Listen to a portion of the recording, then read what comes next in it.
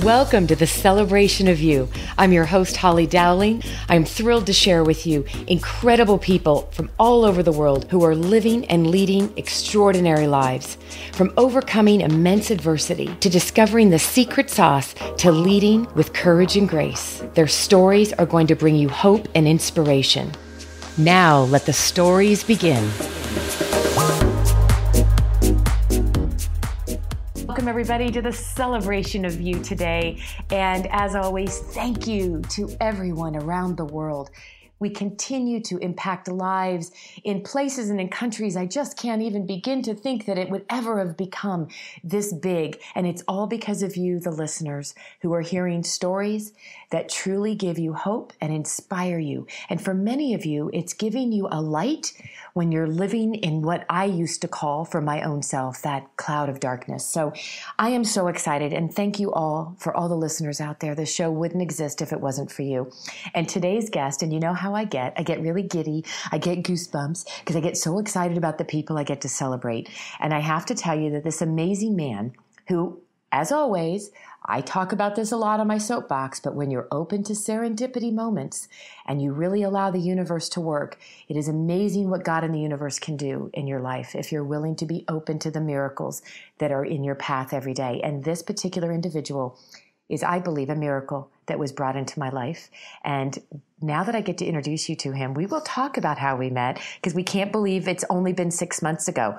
It doesn't feel like, well, it feels like we've been friends forever. So world, I'd love to introduce you to one of my new, dearest, amazing soul brothers, TJ Woodward. How are you? Great. Holly, this is so exciting. I'm so grateful for our connection, and I love the conversation of serendipity and how we come together in consciousness and find our people. So grateful that you have this show, and I'm looking forward to our conversation. Well, isn't it funny that you just said that, my friend? Because it's exactly the line of passion of your soul's work in this world. And I never even thought about when I was saying that. This is exactly what you empower people to do.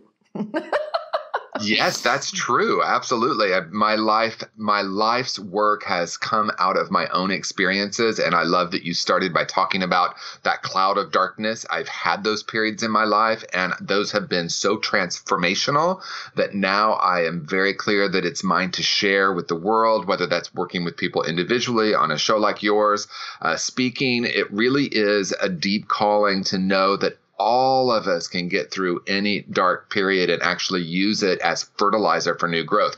You know, we've heard the term shift happens, or the other term where that originated. Yeah. I have reframed that and I call it fertilizer happens. And there's a reason for that, right? Because with one slight shift in perception, what we once called the crap in our lives can now be the fertilizer for new growth. I love the fertilizer, TJ. Okay, wait, you got me chuckling. I'm just sitting here smiling because I'm like, yes, as we all know, that other term from shift happens, but it is all of that creates the literally coined shifts in our life to transform. And you've become just a proponent, an advocate. I mean, I can't wait to get into the story of you because, you know, let's just tell everybody. I'd love for people to know how we met. So unbeknownst to us, we're showing up at this, was it like 400 acres where they were going to shoot this film? I mean, I felt like I went out into the middle of nowhere land, TJ. I think it's because we did. I mean, I'm literally coming from the airport, you know, with an Uber driver, and I'm like, where are we going? And he's like, well, it's going to get really dark because there's like no lights out here. And I'm thinking, what have I just gotten myself into? And we were so blessed to be amongst some amazing men and women that we soon got to meet because we were shooting, invited to be a part of a film, Imagine a World, right? I mean, that's kind of like how we met. It is. And I had the absolute blessing of being a witness or an audience member, let's put it that way, when you were doing your portion of the interview. And I was on fire. What people don't know is when the camera stopped rolling, we were all cheering for everything that you said. I felt such an immediate soul connection with you when you shared your powerful journey. And I was like writing things down. I don't know where I put those things. I'm really good at that. That's a great quote from Holly. I need to write that down. And then I don't know where they went. It's okay. Because you know what? It's just what we do. And it'll come back up, and when you least expect it, it'll be one of those moments you go, oh, wait a minute, it's an aha moment. It'll just happen. That's right. Oh, you guys, and it was so amazing because, and just to go back to that moment, and thank you for what you just shared. I truly appreciate your love, your kindness, and everyone cheering, because that was one of the first times I've ever talked about, I believe in, I've recently in the last couple of years started to share some of the darker times of my life, because I used to shy away from that, TJ, and I can't say it was just because of shame. I just used to feel, what I'm doing for a living, and I choose joy. I don't want to go into the weeds of that. Like I always said, it's about not woe is me, it's wow is me. And, but what you guys gave me and what that experience did, I think for many of us, was kind of like armored us up to realize by sharing those stories, we're doing exactly what our soul's calling is to do, is to show people this is how you can transform your life. You don't have to live in those weeds. And as you called it, the fertilizer, right? And you yourself, my love. Oh my gosh, I'm dying to know all of your stories. I don't even know where we start. I'm going to start here. What's the most pivotal moment that when you think back, maybe it goes to childhood?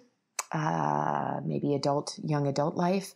I don't know when this is, TJ, because my eyes are closed and I know you're making a difference for many people in this world. When did this pivotal moment begin for you? Or maybe there's been several. Well, there have been 3 that come to mind, and it's really interesting because my first pivotal moment was when I was 7 years old, and I remember being so filled with joy and love and laughter and being so present. I remember laying in the backyard on a hot summer day and just being so at one with the world. And at age 7, I had my first pivotal moment away from that. And I remember like it was yesterday, shutting down, closing off, building a wall. So this pivotal moment was one from that presence, that awe, that joy, that wonder into really what became a really long period of darkness where I felt so much shame. I felt something was wrong with me. I walked around that way for many, many years. I had some other pivotal moments, and that addiction is a big part of my work, and it's a big part of my story. I discovered drugs and alcohol when I was 14. So it's interesting, they're on these 7-year cycles, but at 14, and that brought me relief. That was a big pivotal moment. And then I entered another 7-year period that ended up being filled with a lot of darkness in my addiction. And then again at 21, I had a pivotal moment of getting clean and sober. And those are the 3 that came to mind. But I also had one around age 40 that maybe we can talk about later, because that was really the big one that shifted my life in a really dramatic way. This is fascinating. And I'm literally sitting here with goosies, because when you just said it's been 7 years, each moment, it started at 7, and then at 14, and then at 21. So with your permission, will you take us back at 7 years old? Were you at the hands of abuse? Did something really dramatic happen that then the pivot, because that's what you see happen, then young people end up, anesthetizing things, and that's where addiction begins. Yes. And it's interesting because in my work, my book, Conscious Recovery, my workbook, I've created a whole system of care for treatment programs around conscious recovery. I identify unresolved trauma, disconnection, and shame as the 3 deep root causes. And that's really from my own experience. So at age 7, there was a lot going on in my environment. There's a big conversation about trauma now and the effect of trauma. Mm-hmm. I know Oprah has been on it recently, recognizing that trauma is the root of so many of the issues in people's lives, but I think it can get misunderstood, right? So there was a lot of trauma happening in my world. A lot of it was the collective trauma of being a human being. I came into the world very sensitive. My mother at a very early age realized that I was going to be a very sensitive boy, and that she was afraid that was going to cause trouble in the world. I grew up in Indiana in the 1970s, and not a time and a space for people to be celebrating their own unique expression of gender or. No. Yeah. So that was part of it. There was also a lot of things going on with my dad and his uncles. Around some addictive behaviors. I think my parents were in I'll put it this way. I remember being a teenager and saying, please, please, please, I'll be the poster child for please don't stay together for your kids. They were in a very unhappy marriage, and I was in that every single day, that energy field. So there was more than just that, but there were a lot of things happening. I love the term that Don Miguel Ruiz uses in his book, The 4 Agreements. He calls it the domestication of the human. And when we domesticate an animal, we call it breaking them, right? And so I came into the world so filled with love and joy, and just being in the world and learning the ways of the world really caused a separation. And it was a very traumatic experience for me. There are also other experiences that were traumatic for me around being witness to hypersexuality and some sexual trauma that happened in my own journey that also caused me to become very afraid and close down and build walls. And I've come now to recognize that wall building, even though it was unconscious, was a brilliant strategy at the time because it did save me. But of course, it also it protected me, but it also protected me from love and connection, which I know is exactly what I was yearning for. And it's so fascinating to hear you articulate it like that, because I'm sitting here thinking, you know, you were this beautiful, bright light, right? Like I'm having the best visual of you being this young boy laying there on the grass, right? And just feeling this immense light, love, joy. And then slowly but surely what begins to happen and I always say, I don't spend my life, we don't blame the world, right? People do things that they do. But you're right. You did a brilliant job of putting up your tools and your walls to protect you. And then sadly, it probably took away some of that light. Yet look who you are today. All of this had to happen, TJ, for you to be this amazing spirit of love and your choice to use your soul. So then you get to 14. And I just have to say, you know, I don't know how much you know this, but my youngest brother, 10 years younger than me, started with the cough syrup, unbeknownst to us, at 11, 12 years old, right? Before you know it, drug addiction by 14, 15. And it's really this awareness. He's on a mission right now. He's recovered, he's clean, he's doing amazing, but it's like we need awareness for mental health. Addiction, right? People are shoving it under the carpet. So it's people like you guys that are saying it's time to talk about it. And it's time to bring, we talk about cancer. Why can't we talk about this, right? Yeah, and there's two things that stand out. One, I wanted to touch on and say thank you for bringing up blame, because I've worked in the mental health field for over a decade and working with people coming out of an addiction, and it is a tricky little balance. I think it's not going to be useful for us to blame. And in my own journey and working with clients, it's also important that we recognize what happened, not from a place of blame, right? Because my parents they were simply running on the programs they were given, and it keeps getting passed down and passed down and passed down. So I had to recognize that it wasn't about blame, and it was about, wow, this had an impact on me. I did close off. I did shut down. And yes, thank you for talking about the importance of bringing addiction to light. We could talk obviously for hours about addiction, but what I want to say about it is we often focus on symptoms and behaviors of addiction rather than getting down to the deeper root causes. And to me, we're not really going to break the cycle of any addictive behavior, which to me is simply looking for someone, something, some behavior outside myself to try to fix something that feels broken. Mm-hmm. And that feeling broken is at the root. That shame is at the root of so many addictive tendencies. So I'm incredibly grateful that the conversation is coming into the forefront and into the light now. Well, and it's just such a big part of, to me, I always think, TJ, when I want to hear from somebody that's walked in my shoes, right? Don't just go tell me what to do if you've never felt what I'm going through. And it's like you can bring so much richness to people's lives because it's become your passion. It's become your expertise, but you've also been there. So you're not just preaching to people about what to do and how to get there. You've been there yourself. So take us through your recovery, because that has so much to do with the tools and the books you've written and how you're helping others. I mean, will you mind giving us a little nibble of what the recovery journey was like for you? And it sounds like there was another pivotal moment at 40 years old, but you don't look like you're even 32. Well, thank you for that. Actually, it's funny you say that. I'm actually 32 years sober, so you can do the math, right? Really? I just used that number. Yes, you randomly got that number. So what I want to focus on in this conversation at this moment is a person that changed my life. I really dedicate my entire work to her and my books and everything that I've done in the addiction and the spiritual realm.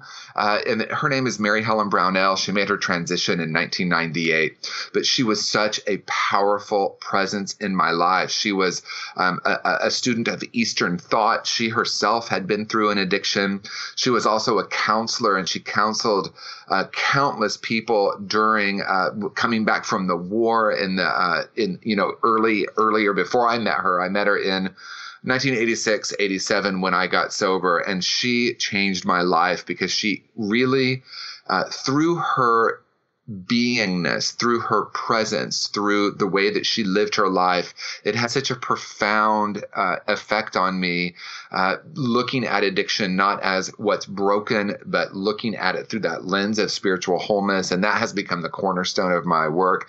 She was this beautiful Southern woman, and she would say to me every day, "Darling, you're so precious." Oh. And I couldn't even take it in. And it was through that knowing that, wow, if she sees me as precious and I have so much respect for her, what if we all are precious? What if I could let go of these old beliefs of rightness and wrongness and shame, and there's something broken, there's something wrong with me in the world? And that began my really long and yet profound transformation. Oh, and you know, it's so interesting. I'm listening to you and her name. How would I know that name? Is there anything about, like, she was involved with your recovery? Did she write any books? Is there anything about her that I would know? You know, the interesting thing about Mary Helen Brownell, my editor of my first book Googled her to try to find information. And I said, no, you will not find any public information about her. She was this incredible being that was very dedicated to being just herself. She never wrote books. She would no more get up on a stage and speak. That just wasn't her calling. But she said something to me toward the end of her life that had such a powerful effect on me and really launched me into a deeper knowing of who I've come here to be. And she said to me, you know, I have done a lot of work with people individually, and I've been behind the scenes. You have this really big extroverted personality, and I feel like you're going to take this work and put it out into the public and onto a much larger stage. And thank you for continuing our work. So I feel like she was so highly introverted, very individually focused. And it's like, I feel like my calling and my connection and meeting with her was really about using my particular personality to take this to a larger audience. So I think it's interesting that you tapped into that, because I really do feel like my connection with her has been a huge part of my dedication to this work. And she's still with you. She's with you all the time. Absolutely. I know. And that's when it was interesting when she made her transition, is when I really understood that there's no death, because I feel like she's with me in some ways even more than before, because every moment that I'm about to speak or to do a show like this, I usually have a picture of her up where I'm just feeling her presence. Because, you know, she lives, we're really all one, as we know. There's this oneness, but being able to become aware of that realm of existence has been really powerful with that relationship. Oh, and I so believe it. It's just, I mean, I have to tell you, one of the most amazing women in my life, and it's a story I'll share when you have me on your show, okay? We'll talk about that. Just remind me of my cruise ship days. And when she transitioned, and I was with her, holding her through her last moments, right, in hospice. And we said to each other, I said, how will I know you're with me? And she said, I'll always be there, and I'll be a butterfly. And honestly, TJ, the stories I can tell you of when the butterflies out of the clear blue show up in front of me, out of the clear blue. And I always go, there she is. Hi, sweetheart. Right? Like, it's just, so for people, it's hard for people that don't understand that. People like you and I so get this whole world and this oneness in the universe and how God works. So, all right, take us to, I love the fact that you are an ordained minister in Agape. And I'd love to know how that transpired. That is another cool thing. You just have this most eclectic coolness about you. You're precious. Well, thank you. And actually, it really ties into my other pivotal moment. So this is perfect. So during my 20s, I was a spiritual seeker. I'd gone to India. I'd gone to India with Mary Helen. I had studied Eastern thought. I had gone and stayed in the ashram of Amachi, and all of these things were happening. When I hit somewhere around 30, somehow my life became more externally focused again. And I look back now and recognize that it's all part of the journey. But I came into, I started going to Unity in 1988, but I came back to Unity in my early 30s. And I quickly started using affirmations. And this was the time of like the law of attraction was really, just getting started. And I was using a lot of these spiritual principles to manifest the life of my dreams. The reason I talk about this is I love all of those principles and I think they're really powerful. But for me, I hadn't done some of my deeper work on this shame, on this sense of feeling broken. So I think unconsciously I was still holding an idea that if I could manifest the life of my dreams, I would be okay. And of course, I know now that it's the opposite of that, right? When I clearly know that I'm a whole and perfect spiritual being, and I'm vibrating from that frequency, life naturally manifests. The reason I'm giving you this long buildup is my 30s were all about achievement. And in some ways, I had kind of abandoned sort of this deeper spiritual truth of who and what I am. I know that I didn't really abandon it because it's all part of my journey, but I had a very successful business. I got the car and the partner and the house that I wanted, and everything looked so great on the outside, and I was feeling more and more empty. And around age 40, it's a little bit of a blur, but toward my late 30s, I had the calling to go into ministry and do spiritual work and do work with addiction. It was coming through very, very clearly. I now have a very dedicated practice to listening to the inner voice and being guided by that voice.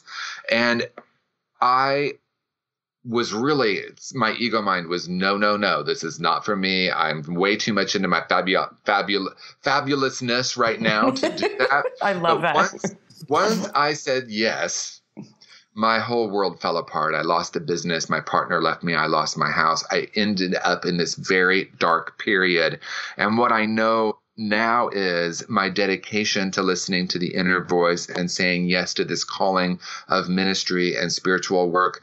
Really, what needed to happen was all of the structures that I'd put in place that were built on a really shaky foundation really needed to collapse. So I started schooling my education through Unity. I went through several years of school at Unity Institute, and then ultimately started my own New Thought Center, which eventually became affiliated with Agape and Michael Beckwith. And then my ordination was through Agape. So that's kind of a little bit of a long answer to your question, but I'm really grateful to be connected with Agape. Oh, and I love Agape. And it's so interesting when you and I connected, back last fall, and you just mentioned that, I was like, oh, it took me back to childhood, because I remember my mother, being raised somewhat religious, right? But to me, religious was what I've soon figured out in my own journey of life. It was very much confined to things that I didn't understand. I used to question, right? Like, God's got to be more than condescending, right? This isn't life about, right? I mean, I used to go, there's got to be love somewhere. There's a light. And so to me, I've come to a place, TJ, and the reason I share this with you is Agape was something that we used to talk about. She used to get really involved with, but it would kind of go against some of the religious things that we were being raised in. And so it was fascinating when I got into my older years, right, and started going on my own spiritual quest. I'm like, wow, there's such a difference between spirituality and being religious. Absolutely. Yes. And Agape took me back to, that was the one time I used to hear love. It was pure love. So that's fascinating to hear. And, I have to tell you, as I was listening to you and having that really, like, once again, another pivotal moment, and that is what life is full of. We never know what tomorrow is going to bring. But when you said yes to that calling, and I know for anybody listening, please trust TJ and I. I did this show because it was a mission on my heart. I listened to a nudge from above and within. I had no idea what this would turn into. And that listening that you just said, TJ, to me, I'm always like, silence is nectar for our souls. I crave time alone. I crave silence because it's in that precious time you can hear that voice, and everyone has it. It's the spirit calling you, but we're so busy filling our lives with noise and everybody else's thoughts and ideas, and they should on us all day long. And that's SHOULD. Right? You should do this and you should do this. And then we should on ourselves, that we've lost. We can't even hear the voice. So the fact that you listened and then you lost everything. And once I said, when I lost everything, I gained everything. Yes.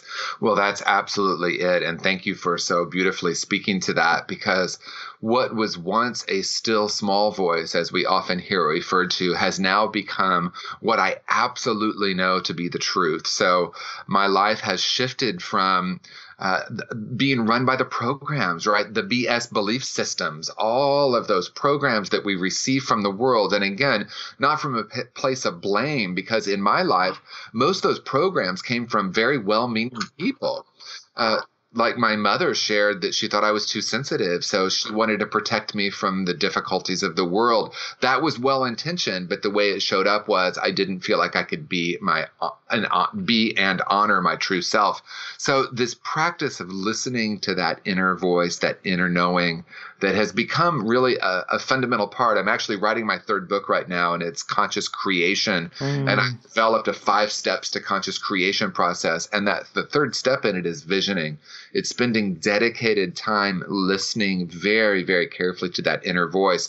And in my own journey, and Holly, I'm sure this is true for you, when I listen to that voice, 100% of the time, it takes me to a place, a life more magnificent than my mind could have created. That's not, Michael Beckwith calls it breaking the agreements we've made with mediocrity. I love that. I break the agreements that I've made with mediocrity so I can step into the fullness of my life. And that is the birthright for each of us. Each of us has the ability to listen to that inner voice and then really manifest a life that is filled with so much love, so much joy, so much connection. And listening to you just say that, my friend, the greatest gift you get when you truly listen to that inner voice and then you do, we have feet to move, right? And we go do. There is such a peace. It's that peace that passes all understanding. It like releases you of worry or concern, because there's just, I can't explain it any other way, right, TJ? It's a peace, and it's beyond anything we can even mentally or academically understand. So trust us when we say this. I want you to share, as we wrap this up, my friend, so much goodness you're doing in this world.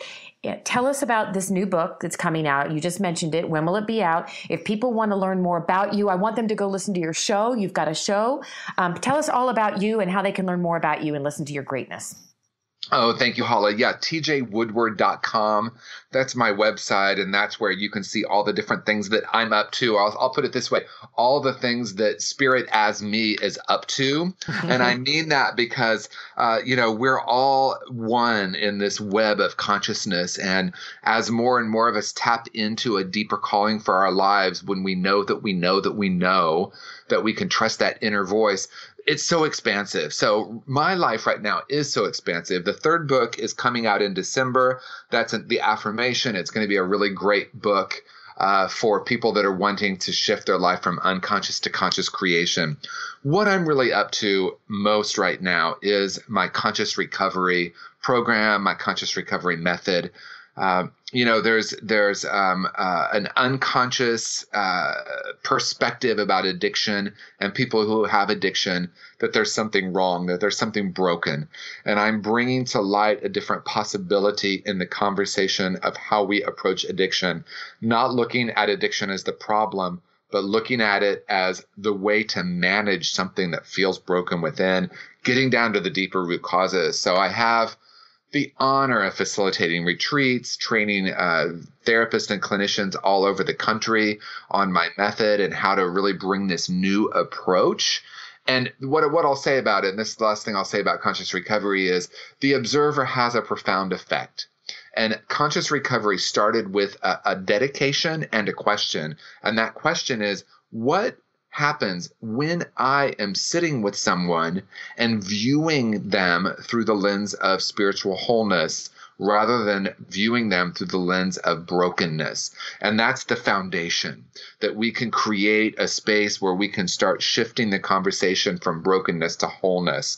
So I'm just really honored to be with you on the show. I know you're going to come on my Unity show. So at tjwoodward.com, you can see all of that. You can, there's links to my radio shows and I'm so grateful for our connection, Holly. And so this conversation has been so rich. So thank you. You are so welcome, my friend. And you are truly a light in this world. And as I like to ask all my guests, as we wrap it up with a bow, and I'm going to let you go to any age of your younger self, but go back to maybe the 7-year-old, the 14-year-old, the 21-year-old. What advice, wisdom would you give that younger self, TJ, based on who you are and where you've come today? I'll go back to the 7-year-old, and what I am saying to the 7-year-old self at this moment is that you are a perfect expression of love, that you are a unique emanation of the one power, whole and perfect in every way, and that each person comes to this planet with their own unique expression of love. And what I want to say to the 7-year-old in the 7-year-old language is, you are awesome. You are perfect. Don't go changing. Keep being the love that you are. You are precious, and I love you. Thank you, TJ. Love you too. I love you. Thank you, my love, for being with me. Thank you.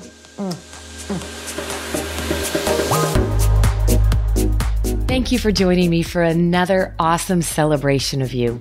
If you were inspired by this story, please share it with your family and friends and hashtag Your Story Matters. I'd love to hear from you, so please leave a comment on iTunes. And absolutely, please come to my website, hollydowling.com. Leave a comment there too, and while you're there, pick up your free gift. Most importantly though, just remember that your life is a gift from God. What you do with it is your gift back.